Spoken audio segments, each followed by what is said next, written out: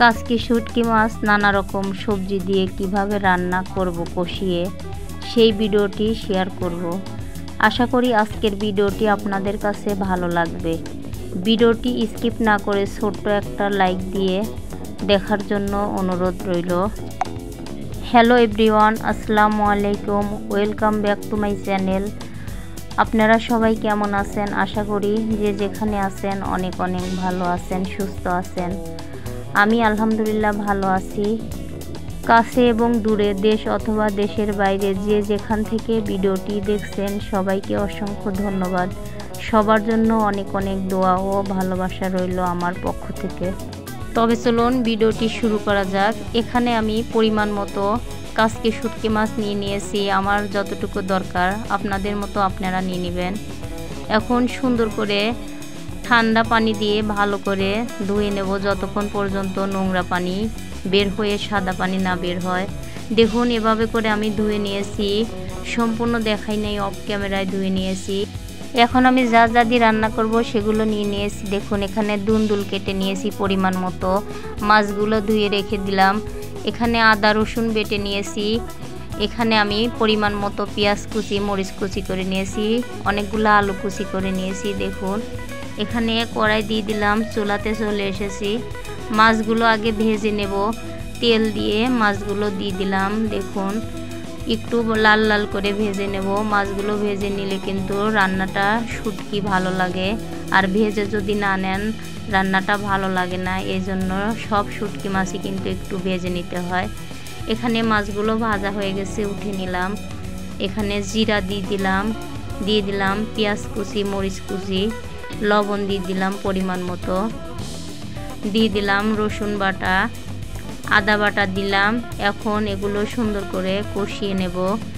যত কষাবো কিন্তু রান্না ততই মজার লাগে। এখানে হলুদের গুঁড়া দিয়ে দিলাম পরিমাণ মতো লাল মরিচের গুঁড়া দিয়ে দিলাম। এখানে সুন্দর করে এভাবে নাড়াচাড়া করে কষাবো। দিয়ে দিলাম ধনিয়া গুঁড়া পরিমাণ মতো। এখন পানি দিয়ে দিলাম। মশলাটা পানি দেওয়ার পরে কিছুক্ষণ কষাবো, তারপরে সবজিগুলো দিয়ে দেব। দেখুন কষানো হয়ে গেছে। এখন আগে দিয়ে দিলাম আলুটা যেহেতু একটু শক্ত, এই জন্য আমি আলুটাই আগে দিয়ে দিলাম, আর দুন্দুলটা একটু পরে দিয়ে দেব। তবে আমার ভয়েসের মাঝে যদি কোনো ভুল হয়ে থাকে সবাই প্লিজ ক্ষমার দৃষ্টিতে দেখবেন। আমার ভয়েসটা দিতে ভালো লাগে না, এই জন্য আমি ভয়েস দিই না। অনেক দিন পরে আজকে ভয়েস দিলাম, ভয়েসটা কেমন হয়েছে জানি না। এখন দেখুন দুন্দুলটাও দিয়ে দিয়েছি। সুন্দর করে এগুলো কষাবো। আর দুন্দুল দিয়ে কিন্তু পানি বের হয়, দেখতেই পাচ্ছেন আপনারা। দুন্দুল দিয়ে কিন্তু একটু পানি বের হয়েছে, কারণ দুন্দুল পানি জাতীয় সবজি, এটা দিয়ে কিন্তু পানি বের হয়। এই জন্য বেশি পানি দেব না আমি, সামান্য একটু পানি দিয়ে সুন্দর করে তরকারিটা সমান করে দিয়ে উপরে দিয়ে দেবো মাছগুলো। যেহেতু এই মাছগুলো ছোট ছোট মাছগুলো আমি ভিতরে আর দেব না, কারণ এই মাছগুলো যদি ভিতরে দেই মাছগুলো কিন্তু আর খুঁজে পাওয়া যাবে না, তাই মাছগুলো উপরেই দেব, যেহেতু এই মাছগুলো অনেক ছোট।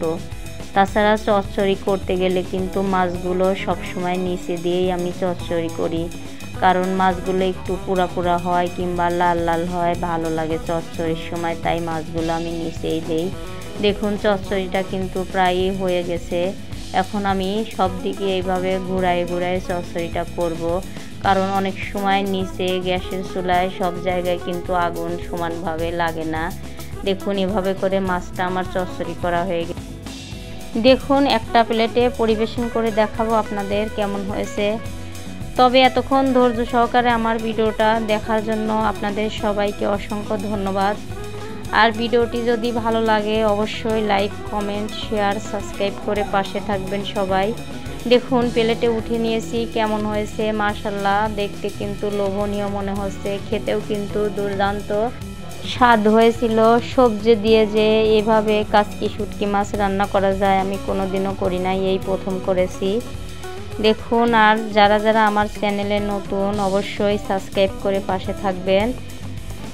ভিডিওটা আজকের মতো এখানেই শেষ করছি। অন্য একটা নতুন ভিডিও নিয়ে আপনাদের মাঝে দেখা হবে। আর আমার পুরাতন ভাই বোনদের বলতেছি আমার ভিডিওটা অবশ্যই একটা লাইক দিয়ে ফুল ওয়াচ করে দিবেন।